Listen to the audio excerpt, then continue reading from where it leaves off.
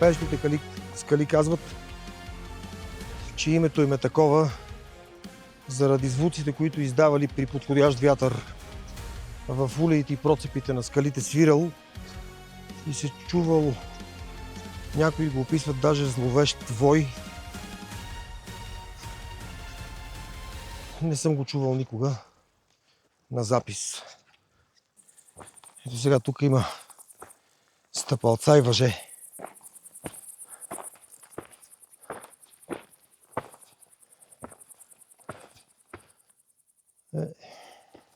От коя страна? От тук няма смисъл, от тук може би.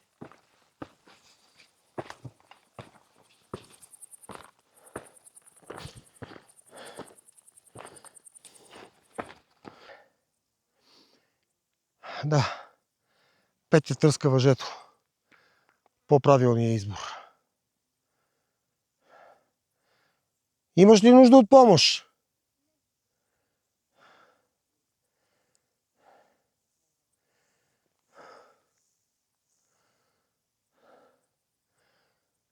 Първо гледам по-важното. Как ще се качи Петя. И след като се обърна, дами и господа, добре дошли на Пещите скали.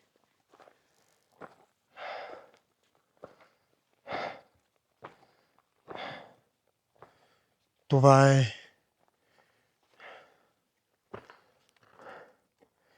има някакви значки. Да си оставя щеките и да ходя да снимам Еделвайсчето.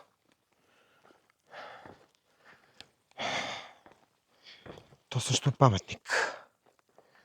Ето. Изключително панорамно и обзорно място. Северна България. Долу гората. И насам Южна България с огромното дълбоко дере под Триглав. Тръгваме от Пещите скали. Оста мускулно трескане направо мъка. Имаш чувство, че мускул ще крампира всеки един момент. Тук съм. Започваме да се спускаме надолу. Чакай да погледна откъде е по-добро, по въжето ли, от тук по стълбичките ли. И Петя, не знам откъде. Ще ти се види по-лесно.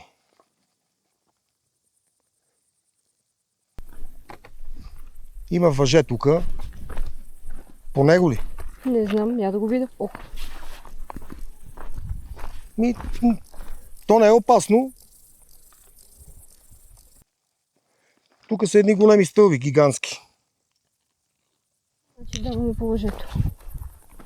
Айде, тръгвай по въжето, идвам след тебе.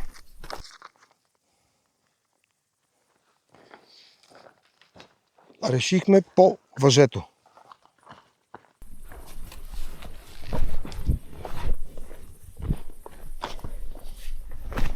Си раздвижиме мускулите. Той тук не е много по... Как го правим сега? Скали са сега. Такова е.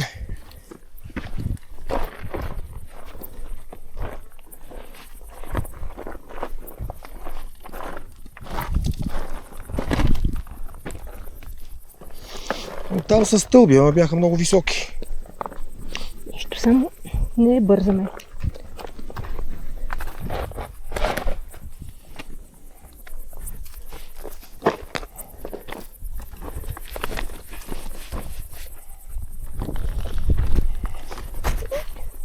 Дръж се само. Чакай да ги дръпна въжето насам. Да ти е по-удобно, айде дръж се за него сега.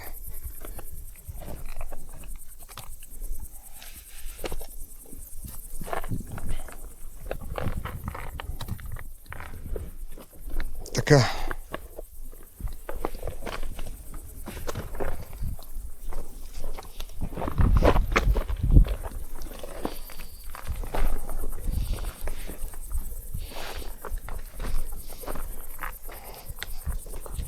Интересно. А, Малко ала голям купен. Абе, там е по-лесно като че ли. А? По-лесно беше, викам. Там, нали? Да. Ох, Тук е може би бати. мускулната треска така ни спъва цялата история, ама Зло слизане, зло. зло да. Оп. Оп.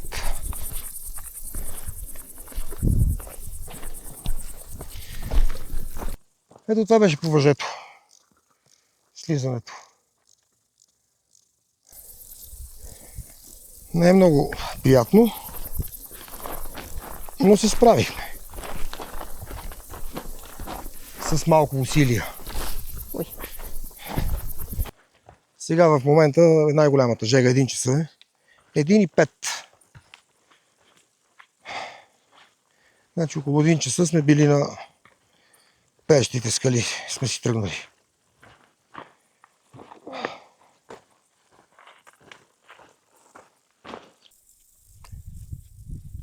Тия стълбички сякаш не са подобрили особено положението. Ами напротив.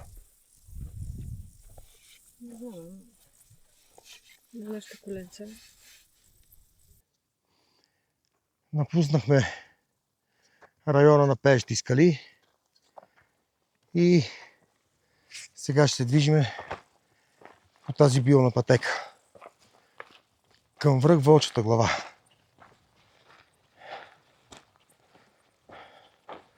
Него няма да го изкачваме. Много силно стана слънцето. А и миналата година бяхме тук. Но слънцето направо ни изгаря вече. В 1 часа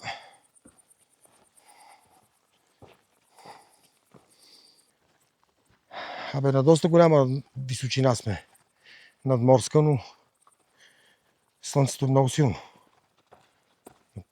Направо ни изгаря.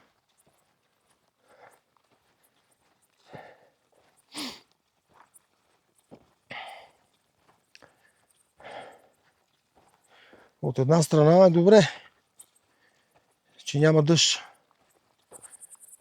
Но от друга, и двамата ни мързи. И до вечера ще страдаме. Но и двамата ни мързи да си облечеме блузите с UV защита. Те поне с дълъг ръкав ще ни пазят и ръцете. Аз вчера и оня ден ходих с тая блуза и съм много доволен. Недостатъкът е, че за разлика от мериносовата тениска, поема повече пот и се вмирисва повече. Мериното не се вмирисва. И после при пране бавно съхне. Ето е тая красота назад. Колко е красиво.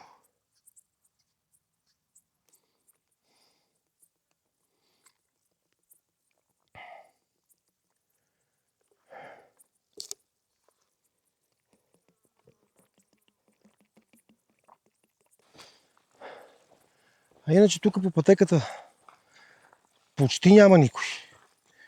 Вчера сме срещнали, като изключим тия, които тръгнаха с нас от Ботев и така не ни настигнаха.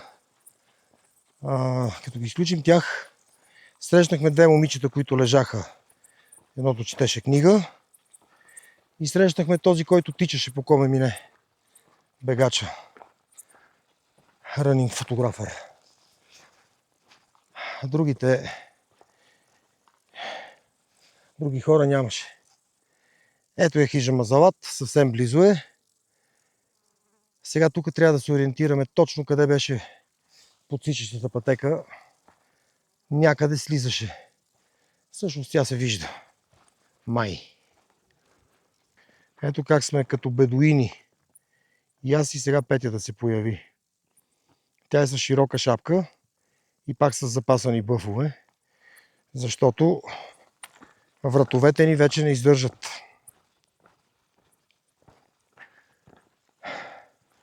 Това го отчитам като основна грешка, че не си купих такава шапка.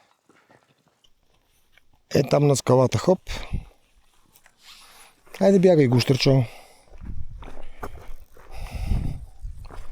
Скрий се някъде на сянка, ти поне можеш. Малък си. Нас ни пръсна мозъците това слънце.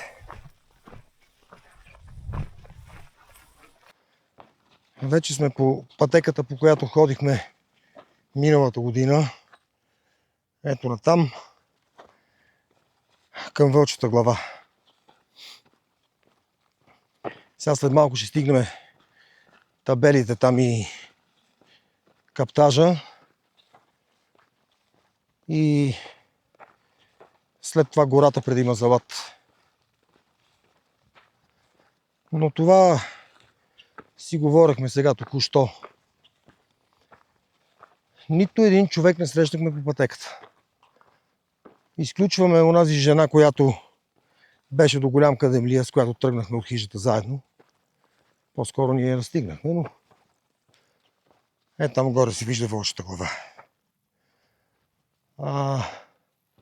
Като изключиме нея, там откъдето се разделят пътеките за кадемлията и насам, жива душа, жив човек не сме срещнали.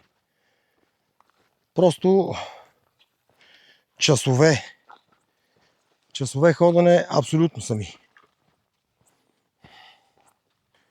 Тук беше каптажа, мисля. Сега ще погледна. Има малко сянка на табелката всъщност. Да. Ето това е каптажа.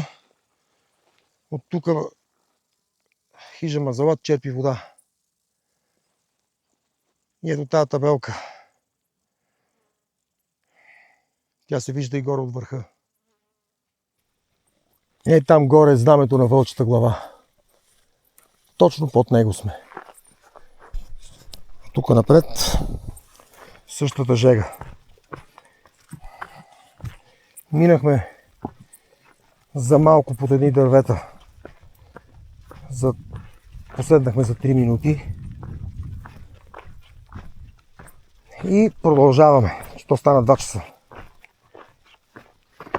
Даже е 2:20. Там напред се вижда къде пътеката влиза в гората. И хижата е тук зад хълма. Тук спираме ли за малко или не? Петя каза 1 минута. Ето вече се движиме в дълго очакваната гора. Близо до хижата.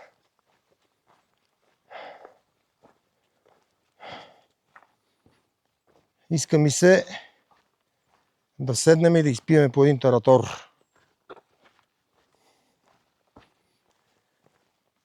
Днеска ни е 4-ти ден поход.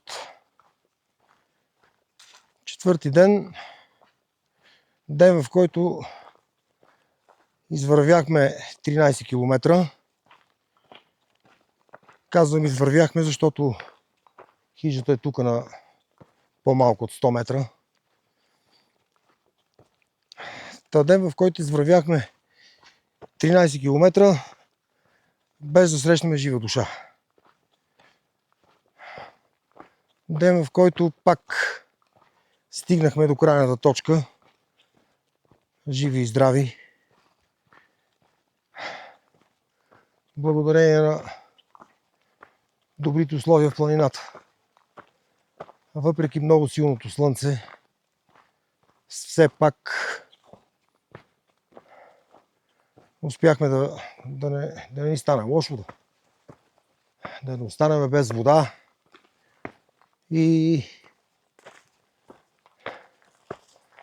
ден, в който след това последно изкачване мога да ви покажа хижа Мазалат, дами и господа. Излизаме от гората като битници с тия шапки и бъфове, но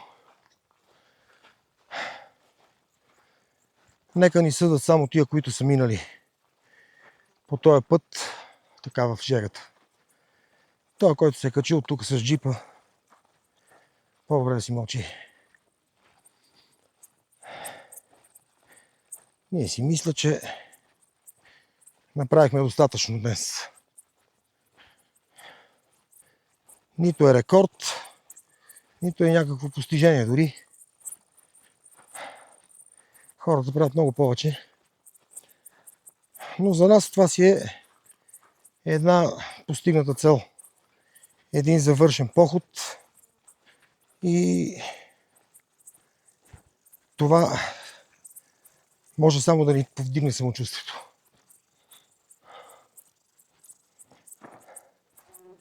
Ние не сме на 30 години и въпреки всичко си позволяваме сами да правим такива походи. Без организатор, без водач, без някой, който да ти избърши сълзите, ако се наложи. Само хората, които вървят сами в планината, знаят и могат да разберат. Хижа Мазалат, 1520 метра над морска височина.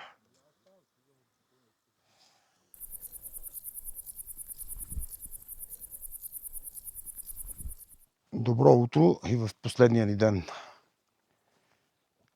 на нашия преход. Тръгваме от хижа Мазалат, около 8:30 е. Да, 8:35. Ето хижа Мазалат. Хижа на годината, последните 3 години. Много добри условия. Харесва ми. И пак ще се върнем. Сега ни очакват едни 4 часа ходене. Въпреки че тук може и да го дадат по-малко. Я да видим. Партизанска песен, 2 часа и половина. Интересно. Така, партизанска песен, Лозана, Скобелево и Лъгът. Изкарахме си една приятна вечер тук.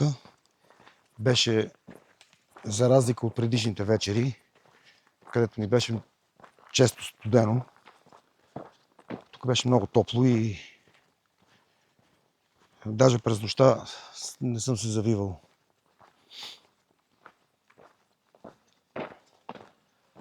Хижата е много добре поддържана и няма забележки. Единственото, че водата не става за пиене, което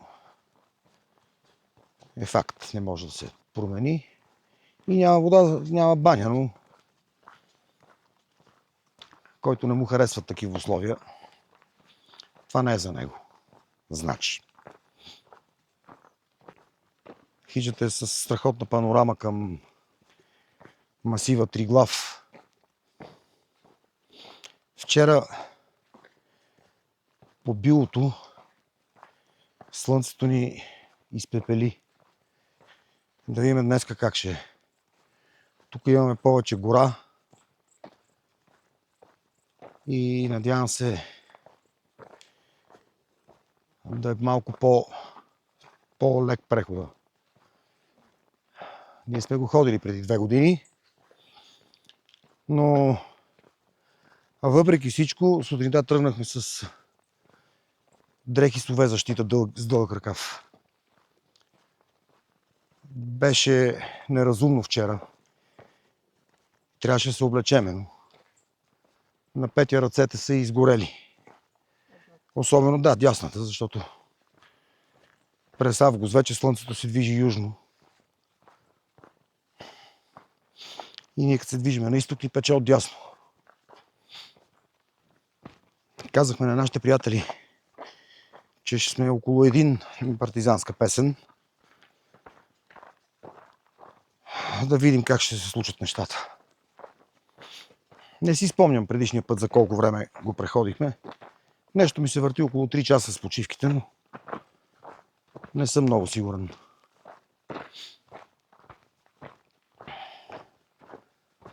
Сега обаче имаме натрупана умора, а и краката ни имат такива прищици някакви вече. Не е нещо страшно, но това може би малко ще ни намали темпото.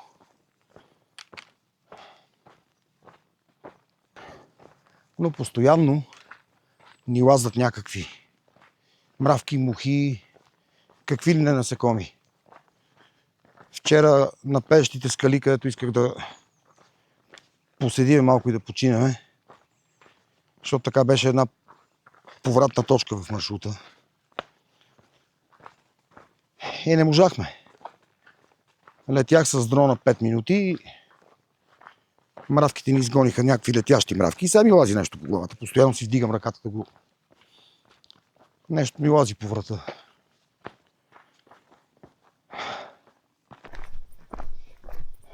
Тия ветрогенератори, които се виждат пред нас, ще останат зад гърба ни, когато наближим партизанска песен. На този поход всичките неща от екипировката, които носехме, ги използвахме. Имаме дебели дрехи, пухени якета, полари. На връх Ботев всичкото това влезе в употреба. Термоклин. Ние от страх, понеже на Ботев не можахме да спиме. От студ на мандрата си обухме термоклиновете и с тях не спали. И не ни беше топло. Така че и на мандрата беше прохладно. Вечерта стояхме до късно навънка и направо бяхме измръзнали. С полари и спухени яките. А тук сутринта, като станах рано по изгрев... Да, не е много по-ниска тази хижа. Ами, може би времето, температурата се е променила, но като излязох сутринта по изгрев, си бях взел и пухеното яке. С мен. Топло ми беше. Беше много приятно времето. Тук сме на входа на Национален парк Централен Балкан. Ето я табелката. Ето. От тук на запад е Национален парк Централен Балкан. И сега го напускаме. И всъщност това е последното място с такива панорамни гледки. От тук влизаме в гората и до края вече почти няма да има нито какво да се снима, нито какво да показвам.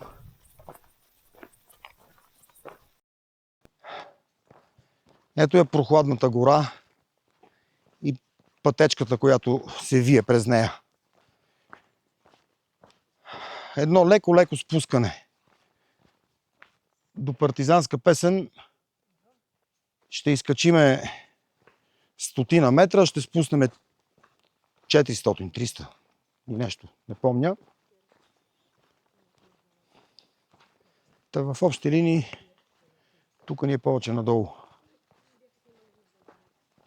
Но ето гората колко е приятна и прохладна. На места е доста шубрачеста. А ето тук, например, ето доста широко и просторно.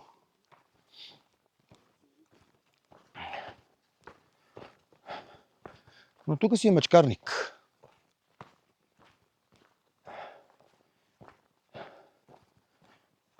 Постоянно качва снимки на мечки около Мазалат.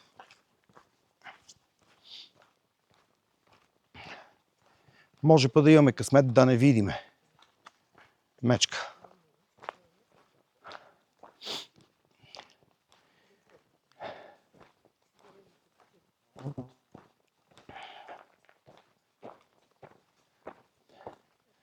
Ето сегашната, това е последната табелка. Национален парк, Централен Балкан. И от тук към към партизанска песен вече няма нищо кой знае какво като забележителност. Партизанска песен. Идвам.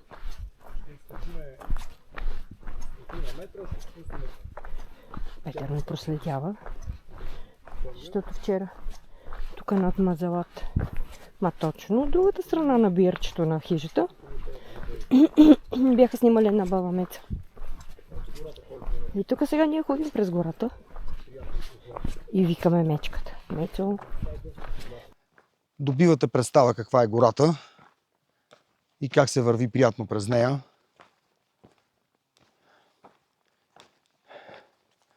Предполагам след малко нататъка вече по пътеката ще почнем да срещаме туристи, които се качват към хижата. Днес е петък и петък и събота обикновено са най-натоварени хижите. А пък хората, които идват, те тръгват сутрин най-често. Тук сме в края на гората и тя започва да оредява. Не, че има край тук тази гора, де. След малко ще се движиме до нея плътно.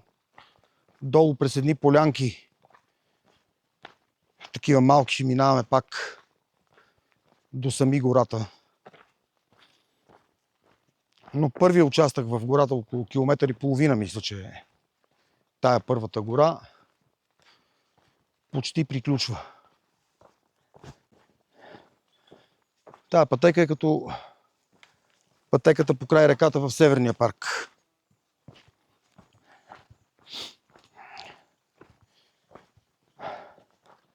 Само дето тук отляво не е река, а е някакво дълбоко дере. Там до реката Петя се е нанесъл някакъв живее. В Северния парк. Направил си е някаква колиба и там си живее.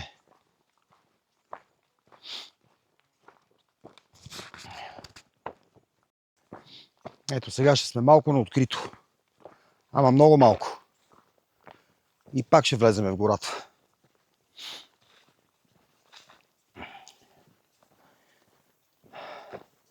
Тук беше полянката с многото мравуняци. Не е по-натам, пълно е. Сега ето ги отстрани.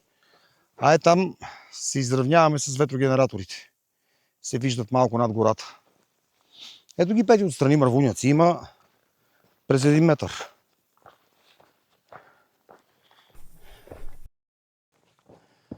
Да включа камерата малко по тая пътека. Подсичащата на връх Корита. Тук е сякаш единственото ни изкачване в тая посока. И то е много лежерно. Всичко останало е надолу.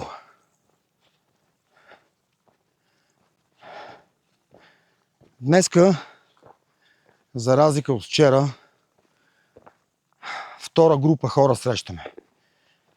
Първата бяха 10 души. И сега още един човек сам. Малко...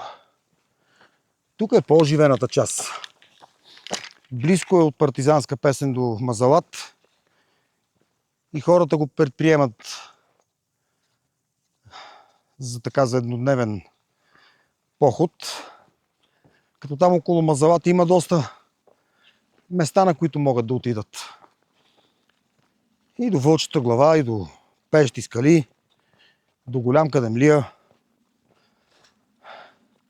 Но вчерашното ни ходене от Тъжа Мандрата, казвам ги двете заедно, защото са една до друга.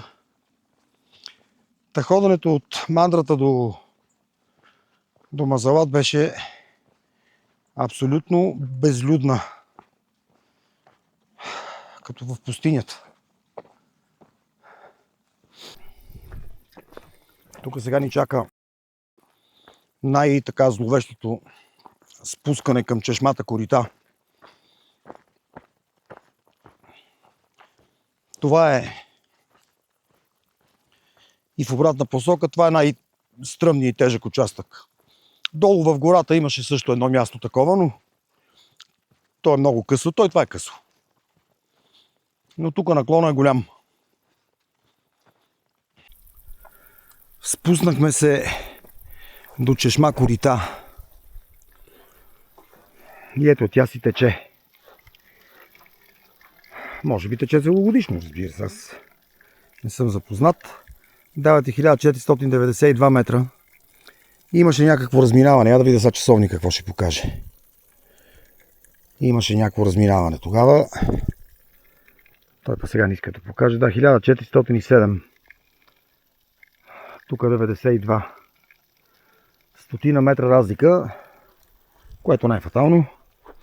И ето тук има една масичка на чешмата, където макар и крива наклонена, можеш да седнеш да хапнеш до водата. Сега ще се измиеме малко, ще починеме и продължаваме напред. Часа е 10:20. Тук сега има едни табелки. Имаше 5-часови преходи до 2 села надолу. Ето по този път, където си там надясно. Сега ще видя, забравил съм кои бяха селата. От тук може да се стигне хижа партизанска песен я дават на 50 минути. Ето я. А село Ясеново и село Скобелево са 5 часа и 5 часа и 10 минути. През някаква местност сечен камък. А от тук до партизанска песен 50 минути. И аз така предполага, че около час. Не си спомням точно пътя, но имаше там един участък. Когато се качвахме, едни с колела минаваха тогава много. И след малко пак ще стане сенчесто. И ще влеземе в горатата почти до края. Има такива малки полянки от време на време.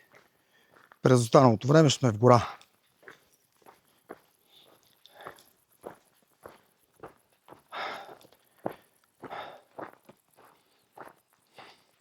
Сякаш най-досадното, което беше тук по целия този път, бяха насекомите. Горе на Ботев, на върха също имаше много мухи. Там комари не е имало никъде. Но такива мушички, най-различни. Има едни малки, лазати под дрехите. Даже не знам дали и кърлежи не сме си посъбрали. Ще се оглеждаме вкъщи. Но мога да кажа, че това беше най-досадното по целия преход. Без включително жегата, аз я понесох по-лесно, отколкото тия насекоми. Те ти влизат в очите, в устата, в ушите. Постоянно ми лази нещо по врата, по ръцете. И постоянно чуваш около тебе бръмчене на мушички. Няма тишина. А иначе нека да си поговориме за прехода, който осъществихме тия 4-5 дни. Ти как го Най-хубавото чувстваш? място, Въпреки че още не е свършил. най-красивото от Плевен до Ботев. Много трудно. Голямо катерене. Това ли го преценяваш там над Северен Джендем? Най-красиво. Най-красиво беше като преход. Да, определено. И аз съм склонен да се съглася с Петя. Там след пистата на хижа Плевен и гората, когато си излезе на подбилната пътека, защото ние не се качихме по въжето до Млечен чал, а минахме по подсичащата, лятната. И здравейте. И тогава пътеката се вие така под Млечния чалди безименен връх и от лявата страна остават деретата, тия пропасти, огромни скалисти на Северен Джендем. И там гледките бяха наистина умопомрачителни. Значи аз допускам, че и вчерашния поход беше, но ние бяхме доста уморени там и изтощени вече около Пещи скали. Там също е много красив участък. Но ние бяхме точно на обяд. Жегата ни довършваше тогава. И не го видяхме ли? Възможно. Не го видяхме. Видяхме го, но не можеш да го усетиш така. Когато човек страда по някакъв начин, красивите гледки остават по-встрани сякаш. Аз гледах пътеката да не се спъна в някой камък. Да, защото и гледах вече... за боровинки. Това е. То боровинки нямаше. А то нямаше. А пътеката Имаше си беше за гледане, защото наистина, особено около Пещите скали, пак си е стръмно. Не е кой знае какво, но високо е, има камъни по пътеката, ако се спънеш, ще имаш някакви травми. И... А това от Пещите. От мандрата до горе до билото. Да, от мандрата скука. До билото, там където видяхме фургона на Червения кръст. Да. Така и не знам точно какво беше това. Само 2 кучета по пътя. Няма хора. Да. Там този участък на мен не ми хареса. Не мога да кажа, че е грозен. Просто Грозен, беше не скучен. силно, много силна дума, грозен. Няма как да е грозно. Но В планината нищо не е грозно. по-скоро, да. Но по-скоро... Здравейте. Здравейте. По-скоро е малко скучничък. Еднообразен. Защото... Еднообразен, да. Здравейте. Здравейте. Голям кадемлия от тая си страна, понеже той наистина е голям. Не знам дали е кадемлия, но е голям. И може би 2 часа, а и повече, той ни запълваше пейзажа с неговите склонове и те са скучни, еднообразни. Една трева и хвойна. Това е. Долу минаваше една много красива река. Да, не знам там дали беше я снимах. Хубаво. Дерето долу. Не знам дали я снимах. Беше много красива. Чуваше се даже горе как румоли поток. То река, силна дума. Що може да е по-широка, тя е толкова надолу, Да, ние че... от високо я виждахме. Тя така внасяше малко в пейзажа живопис. Но иначе беше скучничко. Ние по пътя се движихме нагоре към Голям Кадемлия. И то също от двете му страни само хвойна. От срещния склон на Кадемлията само хвойна. И там покрай гроба и кръста, дето е, там също такова еднообразно.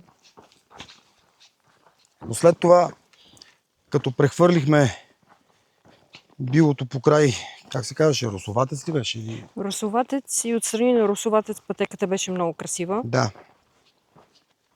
Преди скучната поляна безкрайна.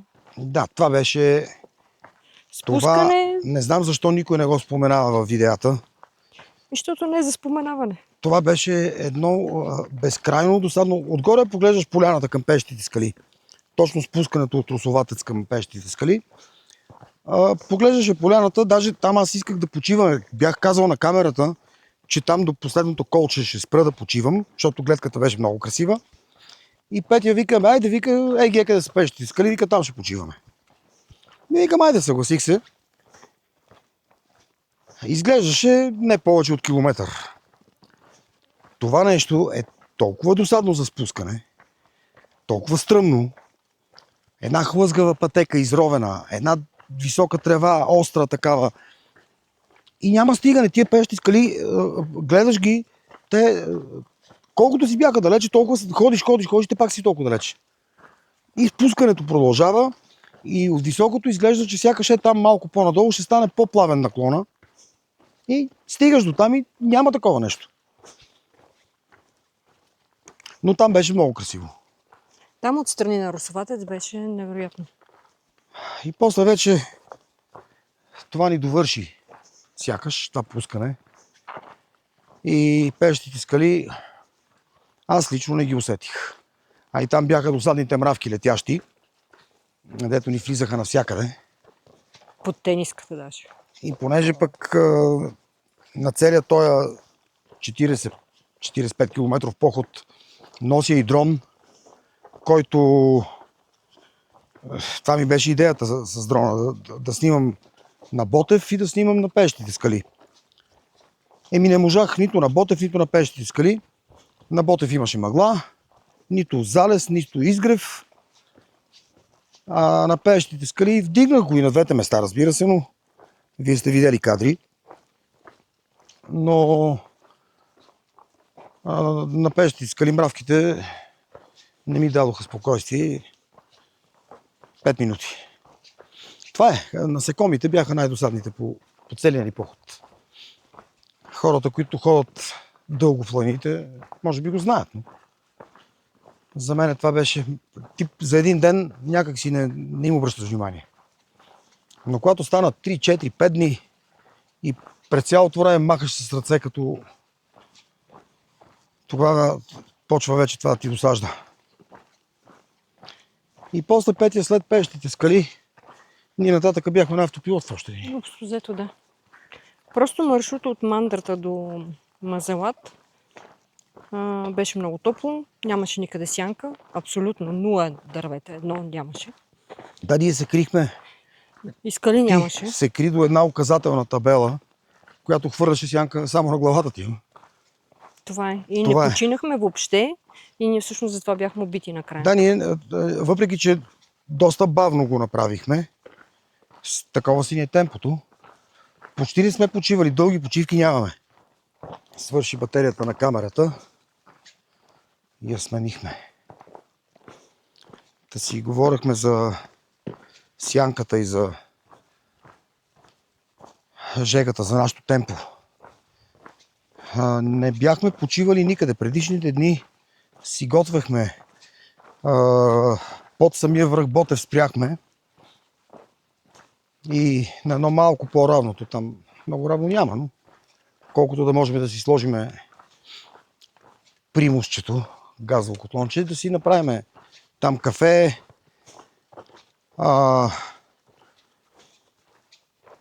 После на спускането след Ботев на другия ден, пак си правихме да ядеме някъде там преди хвойните.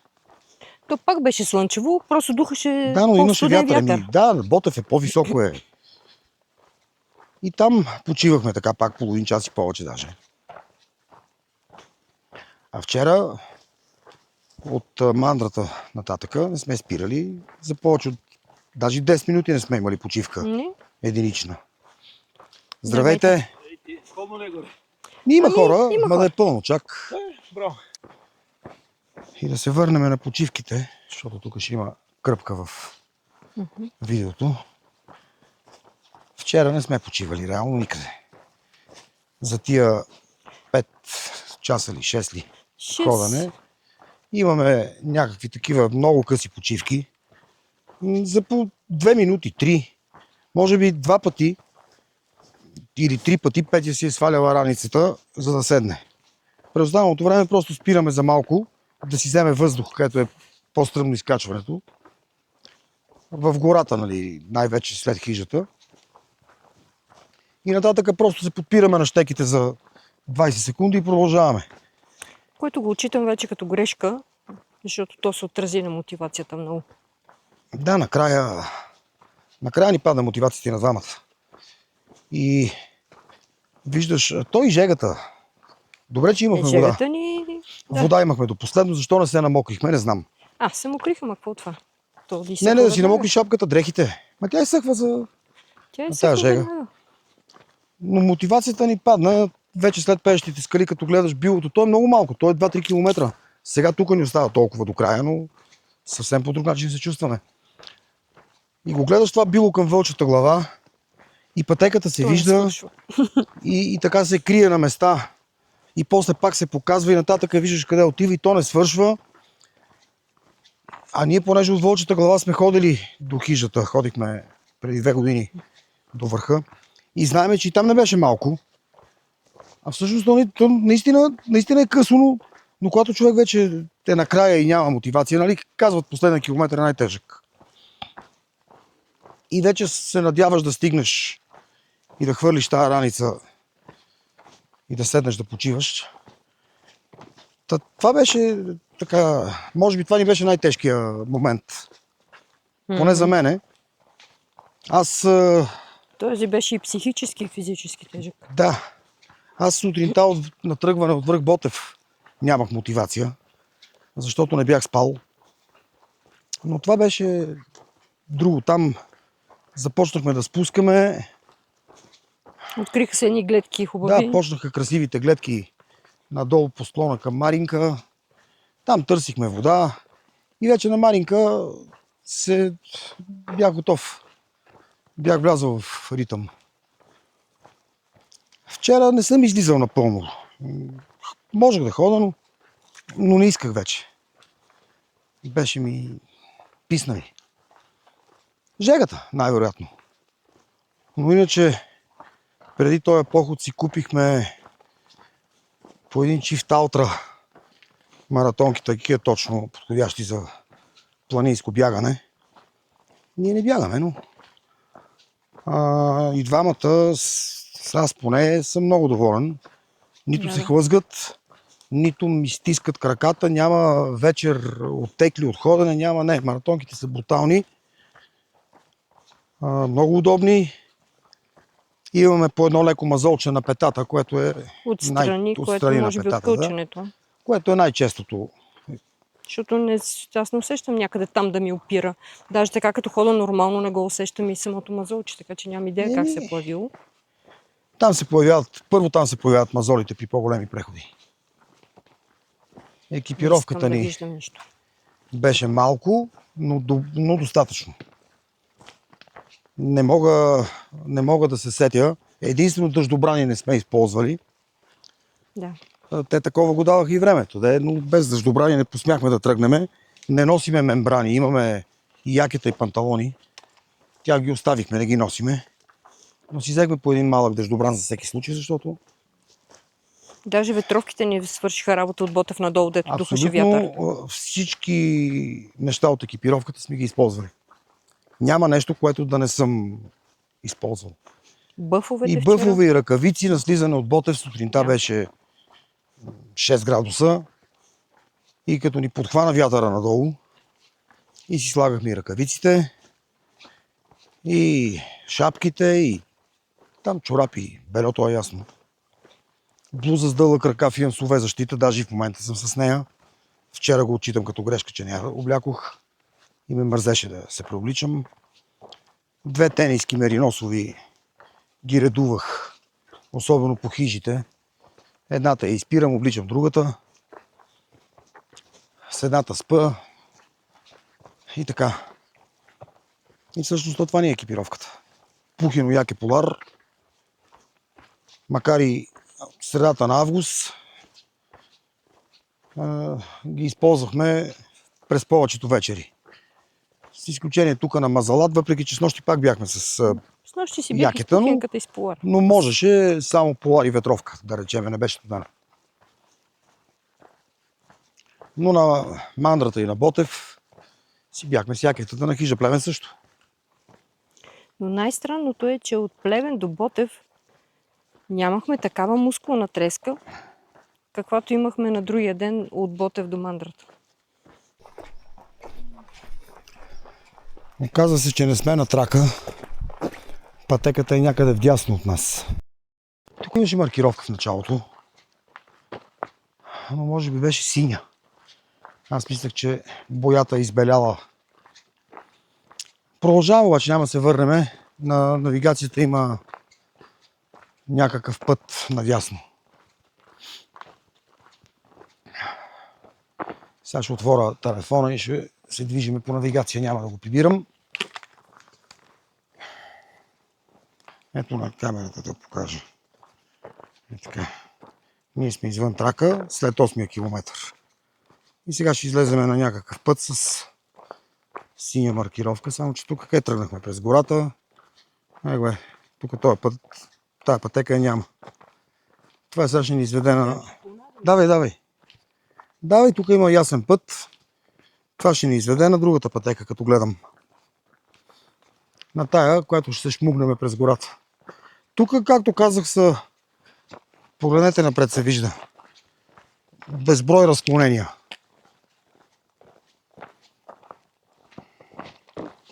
Един път наляво, един надясно. Аз тогава си спомням някаква горичка, някаква полянка тогава видяхме. През която сега не минахме. Ето сега сме вече на пътеката, къде се включваме. От тук. Чакай да покажа, тук наляво. Трака, ние дойдехме отгоре. И сега сме, така изглежда, на самата пътека. По-скоро е тук отстрани, отляво малка пътечка. Може би това е моя трак. И сега тук се включваме по нея пак. Вече сме почти до хижа партизанска песен. Остават няколко стотин метра. Гората върши работа. Хладно ни е. По-точно не ни е топло. Минаха още хора нагоре към Мазалат. Ние сме единствените в обратна посока, защото днес е петък. И хората сега се качват по планината, ама ние го направихме по друг начин. През седмицата. Сега като се приберем, имаме 2 дни почивка. Събота и неделя ще ближиме рани.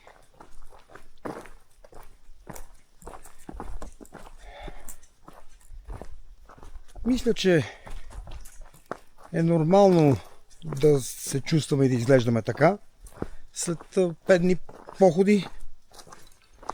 И мисля, че лека по лека сякаш влязохме в такъв режим на ходене и почивка. И може би, ако се бяхме подготвили малко по-рано да не си повредиме краката, можехме да продължаваме още. Той сега можем. Не са ни толкова зле краката. Просто не съм го измислил както трябва. Може би можеше да отидем до Бузлуджа след още ден или 2, не знам. Не съм го гледал нататък.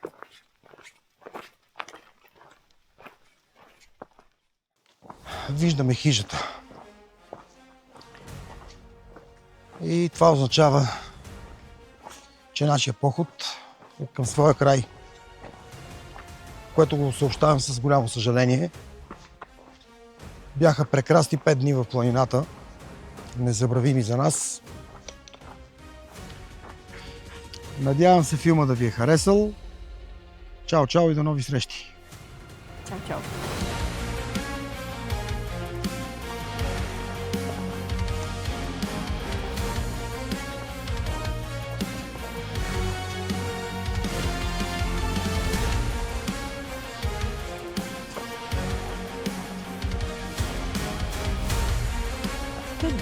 Сега като Робинзон Крузо. Бам! Изкачаме от гората зловещо. Въртиме. Който обича гората, това е окей. –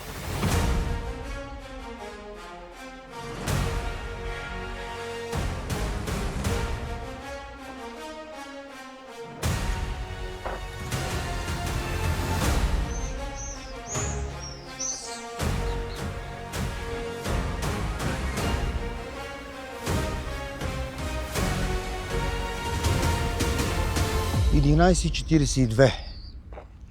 тръгнахме в 8.